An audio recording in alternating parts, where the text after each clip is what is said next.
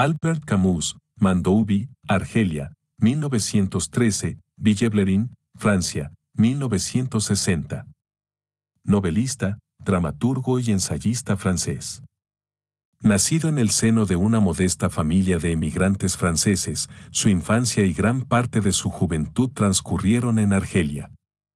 Inteligente y disciplinado, empezó estudios de filosofía en la Universidad de Argel, que no pudo concluir debido a que enfermó de tuberculosis.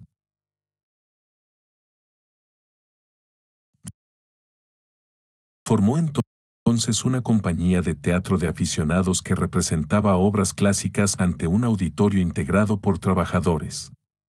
Luego, ejerció como periodista durante un corto periodo de tiempo en un diario de la capital argelina, mientras viajaba intensamente por Europa. En 1939 publicó Bodas, conjunto de artículos que incluyen numerosas reflexiones inspiradas en sus lecturas y viajes. En 1940 marchó a París, donde pronto encontró trabajo como redactor en Paris-Soir.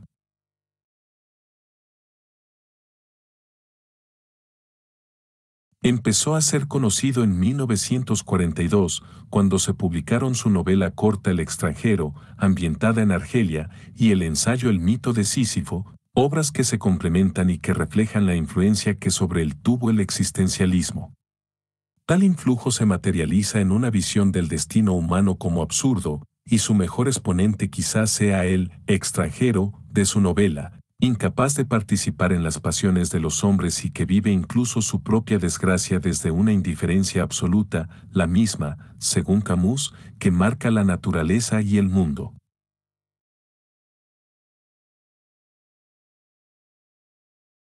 Sin embargo, durante la Segunda Guerra Mundial se implicó en los acontecimientos del momento, militó en la resistencia y fue uno de los fundadores del periódico clandestino Combat, y de 1945 a 1947, su director y editorialista.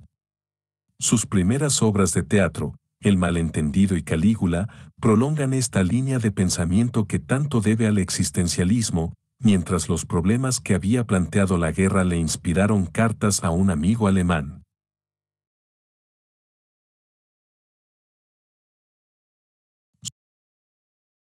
Su novela La peste 1947 supone un cierto cambio en su pensamiento, la idea de la solidaridad y la capacidad de resistencia humana frente a la tragedia de vivir se impone a la noción del absurdo.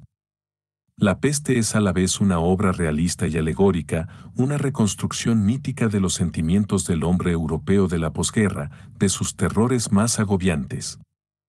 El autor precisó su nueva perspectiva en otros escritos, como el ensayo El hombre en rebeldía 1951 y en relatos breves como La caída y el exilio y el reino, obras en que orientó su moral de la rebeldía hacia un ideal que salvara los más altos valores morales y espirituales, cuya necesidad le parece tanto más evidente cuanto mayor es su convicción del absurdo del mundo. Si la concepción del mundo lo emparenta con el existencialismo de Jean-Paul Sartre y su definición del hombre como pasión inútil, las relaciones entre ambos estuvieron marcadas por una agria polémica. Mientras Sartre lo acusaba de independencia de criterio, de esterilidad y de ineficacia, Camus tachaba de inmoral la vinculación política de aquel con el comunismo. De gran interés es también su serie de crónicas periodísticas actuelles. Tradujo al francés La devoción de la cruz, de Calderón, y El caballero de Olmedo, de Lope de Vega. En 1963 se publicaron, con el título de Cuadernos, sus notas de diario escritas entre 1935 y 1942. Galardonado en 1957 con el Premio Nobel de Literatura, falleció en un accidente de automóvil. Notas. 1. No desaprovechemos la ocasión para señalar el carácter relativo de este ensayo. El suicidio puede, en efecto, relacionarse con consideraciones mucho más respetables. Ejemplo, los suicidios políticos, llamados de protesta, en la Revolución China. 2. He oído hablar de un émulo de peregrinos, escritor de la posguerra, quien después de haber terminado su primer libro, se suicidó para llamar la atención sobre su obra. Llamó, en efecto, la atención, pero se juzgó malo el libro. 3. Pero no en el sentido propio. No se trata de una definición, sino de una enumeración de los sentimientos que pueden conllevar lo absurdo. La enumeración completa no agota, sin embargo, lo absurdo. 4. Especialmente a propósito de la noción de excepción y contra Aristóteles. 5. Se puede pensar que no tengo en cuenta aquí el problema esencial, que es el de la fe.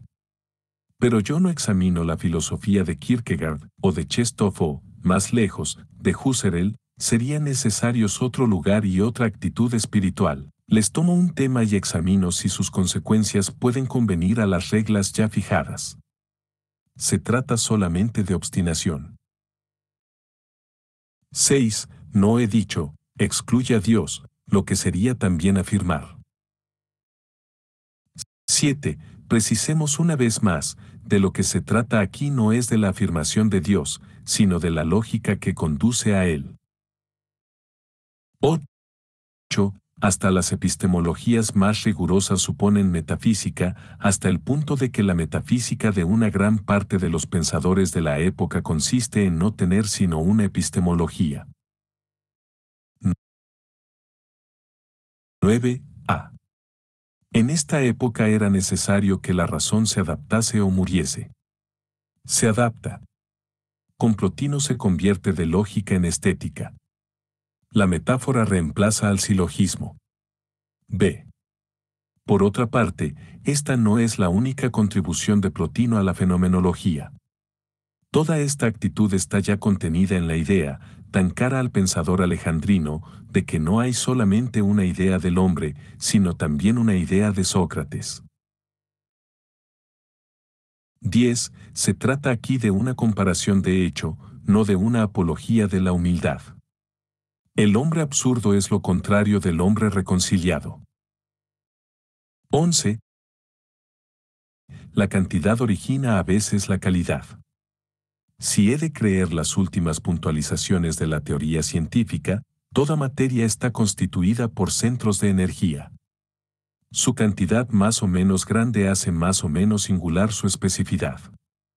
1.000.000 de millones de iones y un ion difieren no solo en cantidad, sino también en calidad. Es fácil encontrar la analogía en la experiencia humana. 12. La misma reflexión se puede hacer con respecto a una noción tan diferente como la idea de la nada. Esta no añade ni quita nada a lo real. En la experiencia psicológica de la nada, nuestra propia nada adquiere verdaderamente su sentido cuando se considera lo que sucederá dentro de 2000 años. En uno de sus aspectos, la nada está hecha exactamente con la suma de las vidas futuras que no serán las nuestras. 13. La voluntad no es aquí sino el agente, tiende a mantener la conciencia. Proporciona una disciplina de vida, según puede apreciarse. 14. Lo que importa es la coherencia. Se parte aquí de una aprobación del mundo. Pero el pensamiento oriental enseña que podemos entregarnos al mismo esfuerzo de lógica eligiendo contra el mundo. Eso es igualmente legítimo y da a este ensayo su perspectiva y sus límites. Pero cuando la negación del mundo se ejerce con el mismo rigor, se llega con frecuencia, en ciertas escuelas vadantes, a resultados semejantes en lo que concierne, por ejemplo, a la indiferencia de las obras. En un libro de gran importancia, Le Choix, Jan Grinier fundamenta de este modo una verdadera filosofía de la indiferencia. 15. En el sentido pleno y con sus defectos. Una actitud sana comprende también los defectos. 16. Pienso ahora en Alcestis de Molière. Todo es tan simple, tan evidente y tan grosero. Alcestis contra Filinto, Celimena contra Eliantou, todo el tema con la absurda consecuencia de un carácter llevado hacia su fin, y el verso mismo, El mal verso apenas escandido como la monotonía del personaje. 17. Alusión a Rimbaud. Nota de la edición española. 18. Es curioso ver que la pintura más intelectual, la que trata de reducir la realidad a sus elementos esenciales, no es ya en último término sino un goce de los ojos. No ha conservado del mundo más que el color. 19. Reflexiónese en ello, eso explica las peores novelas. Casi todo el mundo se cree capaz de pensar y, en cierta medida, bien o mal, piensa efectivamente. Muy pocos, por el contrario, pueden imaginarse poetas o forjadores de frases. Pero desde el momento en que el pensamiento ha prevalecido sobre el estilo, la multitud ha invadido la novela. Esto no es tan malo como se dice. Los mejores tienen que exigirse más a ellos mismos. En cuanto a los que sucumben, no merecían sobrevivir. 20. La de Malraux, por ejemplo. Pero habría debido abordar al mismo tiempo el problema social al que, en efecto, no puede evitar el pensamiento absurdo, aunque éste pueda proponerle muchas soluciones y muy diferentes. Sin embargo, hay que limitarse. 21. Stavrogin, ¿cree usted en la vida eterna en el otro mundo? Kirillov, no, pero creo en la vida eterna en este. 22. El hombre no ha hecho más que inventar a Dios para no matarse.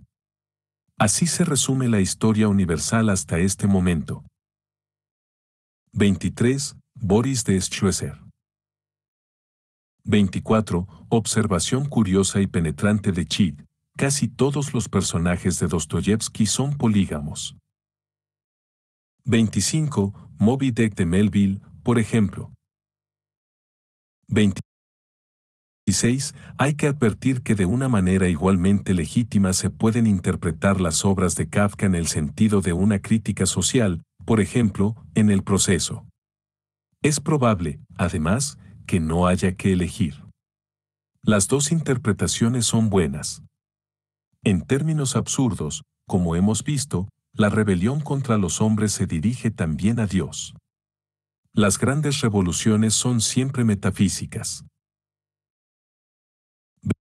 27. En el castillo, según parece, las diversiones, en el sentido pascaliano, están representadas por los ayudantes que desvían acá de su preocupación.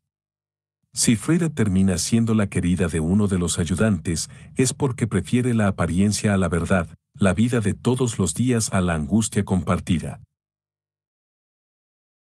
28. Esto no vale, evidentemente, sino para la versión inconclusa de El castillo que nos ha dejado Kafka. Pero es dudoso que el escritor hubiese roto en los últimos capítulos la unidad de tono de la novela. 29. La pureza del corazón. 30. El único personaje sin esperanza de El castillo es Amalia. A ella es a quien el agrimensor se opone con más violencia. 31. Sobre los dos aspectos del pensamiento de Kafka compárense. En El presidio, la culpabilidad, entiéndese del hombre, nunca es dudosa, y un fragmento de El castillo, relato de Mohumes, la culpabilidad del agrimensor K, es difícil de probar.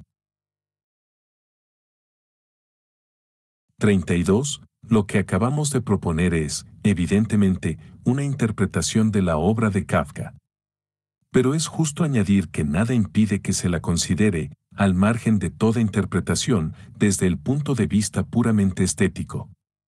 Por ejemplo, Begroetuism, en su notable prólogo a El proceso, se limita, con más prudencia que nosotros, a seguir en él las imaginaciones dolorosas de lo que él llama, de una manera sorprendente, un durmiente despierto. El destino, y quizá la grandeza de esta obra, consiste en que lo ofrece todo sin que confirme nada.